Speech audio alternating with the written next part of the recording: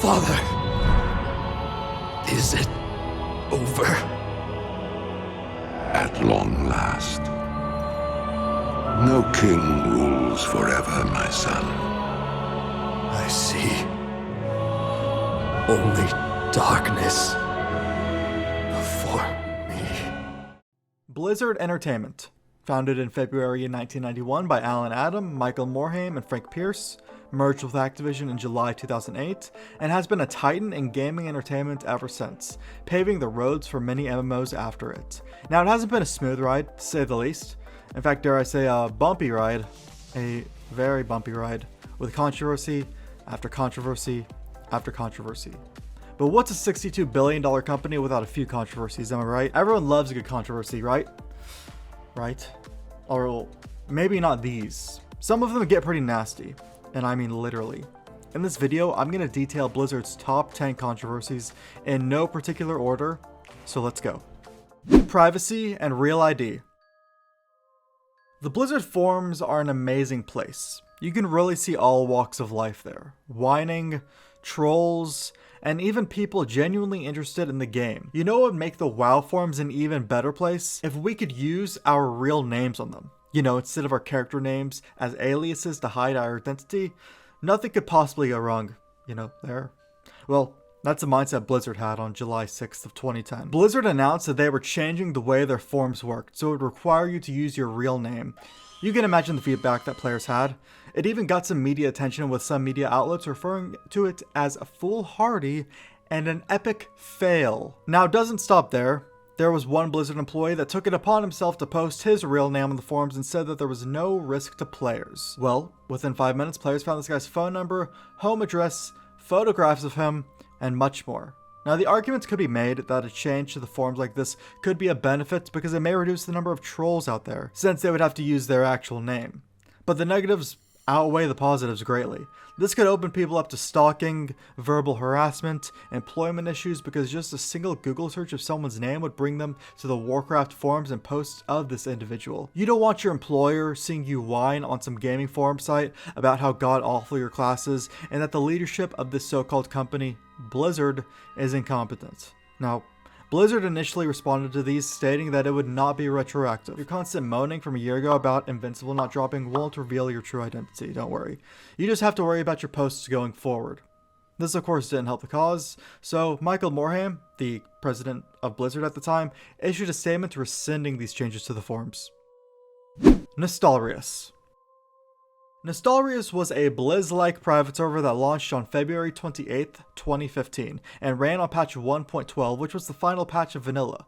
It quickly became the most popular private server, Blizz-like private server at that, with over 800,000 accounts registered, which is just huge for any private server. It catered to aficionados of vanilla, to those that, well, really never got to experience it, that really wanted to. However, Blizzard sent a cease and desist letter to the creators of Nostalrius, and it was ultimately closed on April 10th of 2016.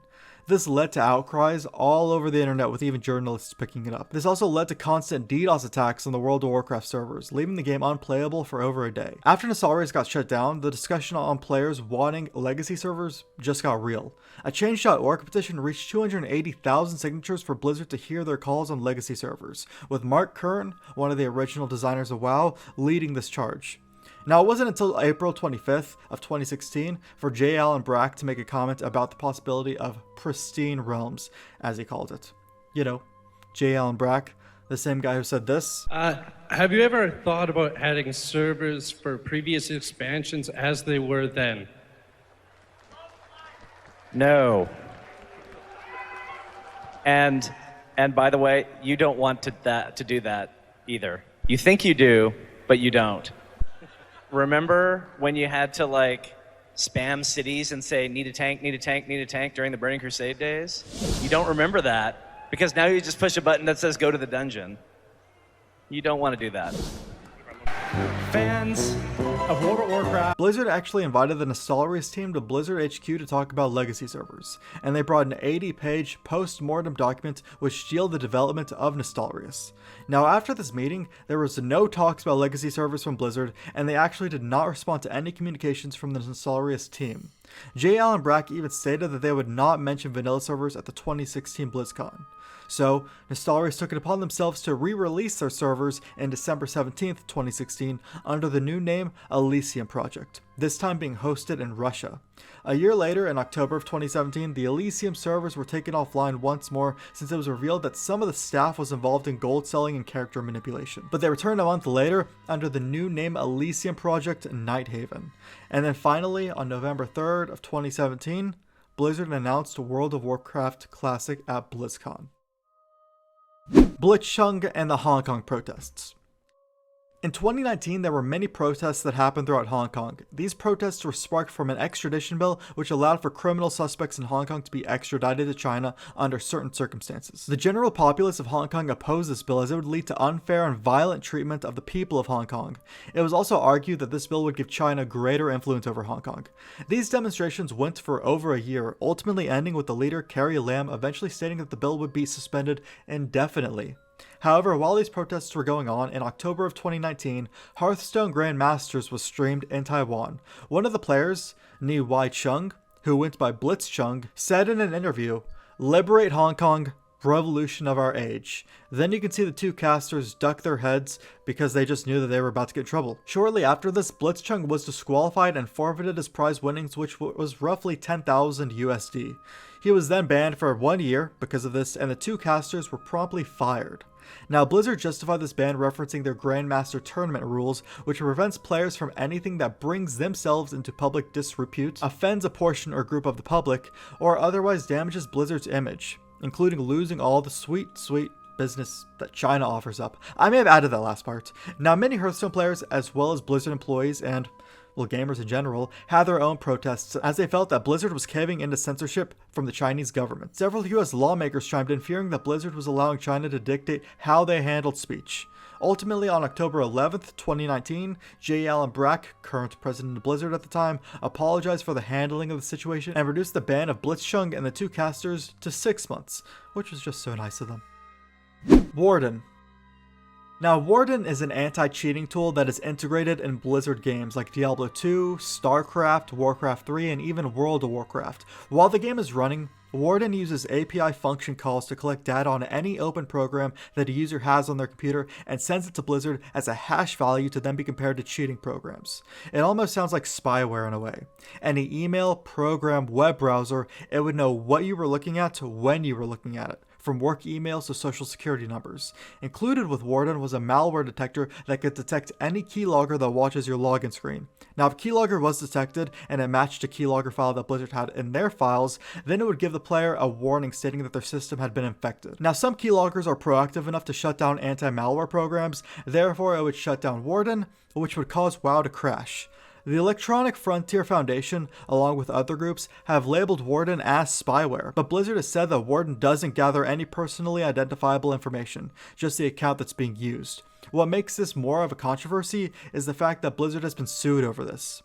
MDY Industries LLC, which is the creator of a gameplay automation software called Glider, which would literally script and automate your movements and actions in WoW, sued Blizzard over the use of Warden. Blizzard retorted, stating that it prevents players from creating unauthorized copies of the game client, which was an unknown function of it. In the suit, Blizzard actually doesn't mention its known function of collecting users' data of open programs. Judge David Campbell ruled against MDY and in favor of Blizzard. The result of the suit mentions that this third-party program of MDY's has tortiously interfered with World of Warcraft sales and impacting Blizzard's relationship in a negative fashion with their customers. Therefore, MDY Industries had to fork over $6 million in Blizzard's favor. The Burning of Teldrassil. So we can take this time to tone down the seriousness a bit with a controversy that had much lesser real-world implications. Since the dawn of Warcraft, the Horde and Alliance have always been at each other's throats, but neither faction is really the bad guys. Like, it was understandable why the Orcs caused genocide upon the Draenei and Draenor. They just absolutely hated each other. Or when King Varian Wrynn proclaimed war against the Horde after the Battle of the Wrathgate, the Forsaken gassed his people, as well as the Horde, and they weren't really aware that this group of Forsaken deflected from the Horde. It just made sense. The Burning of Teldrassil, however, made no sense. I'm of course talking about War Chief Sylvanas Windrunner deciding to commit war crimes and burn down the World Tree, killing helpless Night Elves. It was then revealed that Sylvanas didn't care about the Horde, and due to recent events in Shadowlands, we kind of get an idea of why it all happened. What makes this controversial is that after committing genocide, Horde players were still forced to invade alongside her, which made many players uncomfortable. So much so that there were countless articles about this, even from websites that typically don't report the ongoings of World of Warcraft. In my opinion, it was rather strange how many news sites found this newsworthy, but it got the clicks, that's for sure. That was really the catalyst moment that sent Blizzard in its downward spiral of gameplay decisions, into Battle for Azeroth and then into Shadowlands. Diablo 3, pay to win. Diablo 3 had an infamous auction house that really shook the game up and undermined the true feelings of exploring an MMO. The game allowed for buying and selling of in-game items with cash. Cold, hard cash. This essentially turned Diablo 3 into a pay-to-win scheme, since any player just didn't have the cash to keep up. Now, things like this have been going on for years outside of the game, prior to this auction house becoming a thing. Blizzard just wanted to give them a place to do so in-game. Now, I don't see how that could go wrong at all. I mean, the powerful weapons that took time and effort to get could just be bought with cash. And yes, there was a mass exodus from Diablo 3 because of this. There were some individuals who even made jobs just grinding items in-game to sell them on the auction house. Christopher Anthony was a computer engineer who enjoyed programming video games for fun. When Diablo 3's real market auction house came out, he took a crack at it to see what could be made out of it. He got to the point where he was making a steady $1,000 a month doing this. He was also selling guides and running a forum to help people do exactly what he was doing. There was nothing wrong with this, of course, it was part of the game. His highest profit item was called the Mempo of Twilight, which was a legendary helm, which with the right stats could sell for anywhere between 700 million and 900 million gold, which was about $50 pop. Now, Anthony did level all the classes to 60 just to try out some builds, but past that, he felt like he wasn't even playing the game. He would take some time out of his day to sift through the auction house to see what he could flip. Now, this of course didn't replace work for him. Kevin Krizen was an individual who actually followed Anthony's tips and purchased one of his guides. It was a part-time gig for Krizen, as he would log on each morning before work to list his auctions and bid on items to later buy and resell. He would do this again before heading off to bed. Krizen stated that he made about $5 a day doing this. He learned a lot of flipping techniques from his times playing WoW, as he would purchase an uncut gem from the auction house, cut them, and then resell them, turning a profit. A redditor by the name of Wishbone the Dog was more than happy disclosing how much he made from the Diablo auction house, with a post titled, "I've made $10,000 plus legitimately from the Diablo 3 market, AMAA." He also posted pictures of his PayPal transaction history as proof of the sales. Now, Wishbone spent much more time in the game than either Anthony or Krizen, apparently spending around 8 hours a day when it first came out, to as much as 14 hours a day on occasion. But the individual who beat out all of these other Diablo 3 players was another player by the name of 2. Now, 2 never disclosed the total amount he made from the Diablo market, but he did mention that he made $5,000 in the first month of its release. He's said to have spent 80 hours a week doing this. His girlfriend broke up with him since he was spending around 10 to 14 hours a day. 2 apparently sold memberships on RuneScape prior to this, where he claimed to have made $25,000 in a single month, so chances of him making much more in Diablo 3 are there. Ultimately, the real market auction house was closed on March 18th, 2014. Blizzard targeting LGBT guilds. It was the year 2006. Steve Irwin was killed. North Korea was testing their nuclear explosives. Saddam Hussein was sentenced to death, and Blizzard Entertainment made an anti-LGBT message. Sarah Andrews was a player of the game and wanted to start an LGB-friendly guild. I believe that was the name of the guild, LGB friendly. She was then swiftly told by Blizzard that this was a breach of the game's TOS, with the official statement reading, "While some language in and of itself may not be offensive, it may incite certain responses in other players that will allow for discussions that we feel has no place in our game." Now, Blizzard later apologized for this decision, with Thor Byafor, Blizzard's worldwide head of customer service at the time, sending an email to Andrews by the company stating, "Apologies for any inconvenience this has caused you or your guild." These morals weren't really held up by Blizzard, because in 2019, a guild called Gay Boys was forced to name change to Guild ZFXPK. Now, this rename was likely automatic, since it was caused due to many players reporting the guild name for being inappropriate. Blizzard did reinstate the name, but they were warned that an automatic name change may come again. Blizzard layoffs.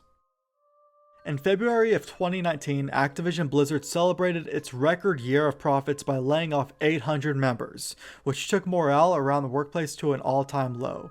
In fact, while this was going on, there was a bizarre story about Activision Blizzard gifting female employees $1 gift cards for sharing data of their pregnancies. It was super weird. They essentially did it through an app, and the data was sent to HR, and it could calculate how long the average maternity leave would last. Like I said, super weird. As I was saying, morale was so low around the office during these times that some big names decided to jump ship.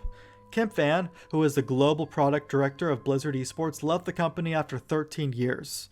Nathan Anzer also left. He was the Overwatch League's commissioner, who left to oversee Epic's esports division for Fortnite. It's become widely known, not just with the player base, but even the employees, that ever since Activision purchased Blizzard, driving profits has far outweighed game development.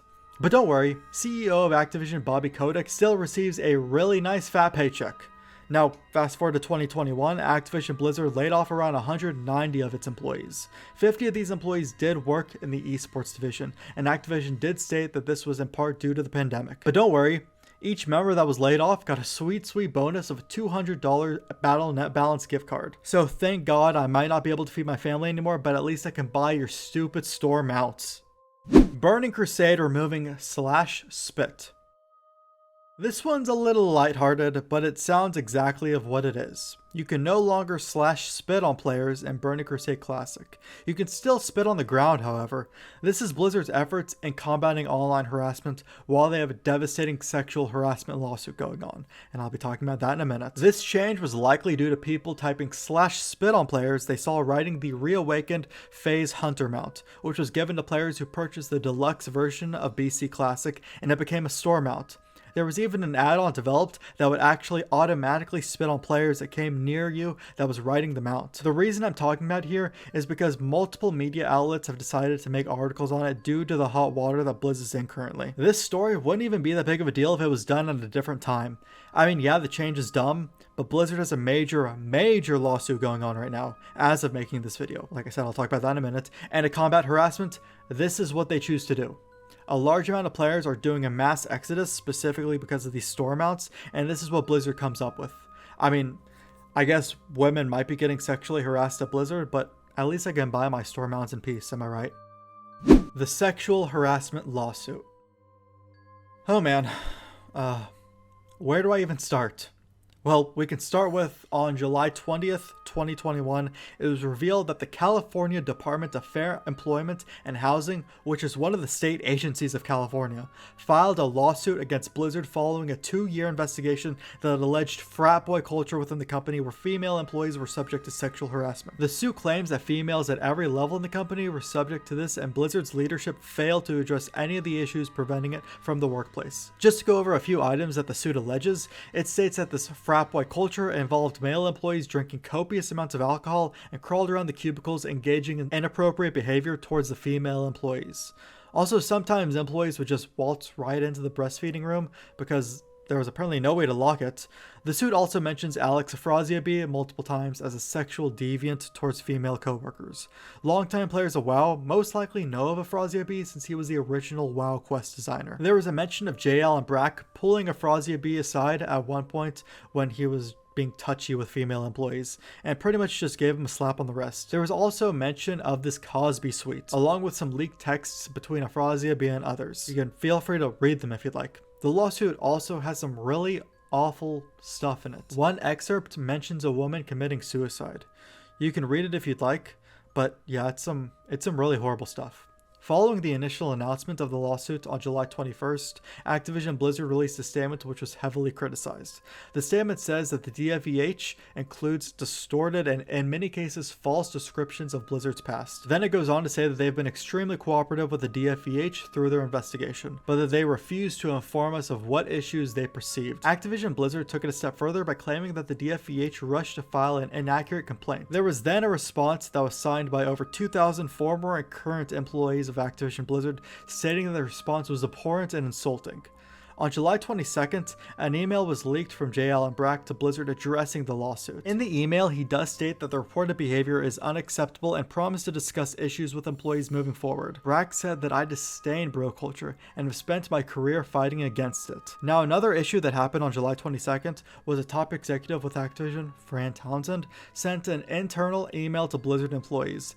She was also the former Homeland Security Advisor to George W. Bush, which is kind of besides the point, but I'm just curious of what happened in her life that made her want to work at Activision. But anyways, her email was criticized heavily. She claims that the lawsuit presented a distorted and untrue picture of our company, including factually incorrect, old and out of context stories, some from more than a decade ago. She goes on to talk about measures that the company has taken to ensure it as a safe space. On July 24th, Michael Morhaime, the previous president of Blizzard, who no longer worked at the company, made a statement to his former company: "To the Blizzard women who experience any of these things, I'm extremely sorry and I failed you." He continued with, "It feels like everything I thought I stood for has been washed away." Chris Metzen, who is the senior VP of story and franchise development and honestly a favorite amongst the Blizzard crowd, made a statement: "I offer my very deepest apologies for the part I played in a culture that fostered harassment, inequality, and indifference. There is no excuse."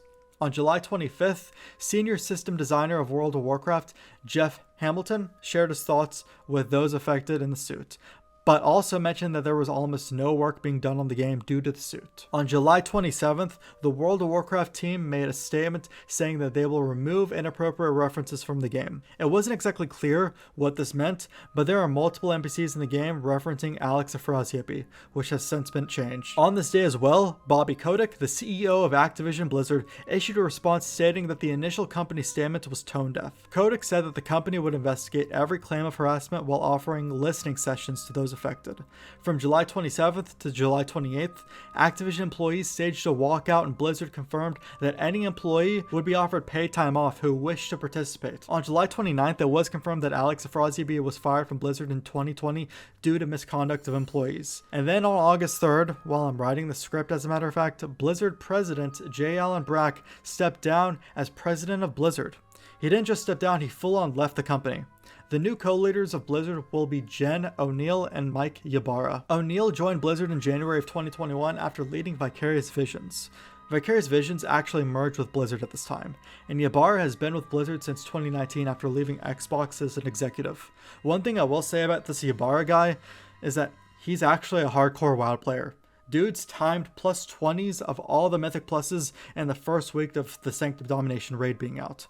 You know, I struggled to time 17s, to be honest. But anyways, that is where we are left with the lawsuit. It's unclear if any other members decide to leave the company or are booted from the company because of all this, but only time will tell. But anyways, that's the entire video, guys. I'm sure there were controversies I left out. It seems like there's a new controversy every week just about, but I picked 10 of them. If you all enjoyed this video, then feel free to leave a like on it so you can sub to the channel for more videos like this, and I will see you guys in the next video.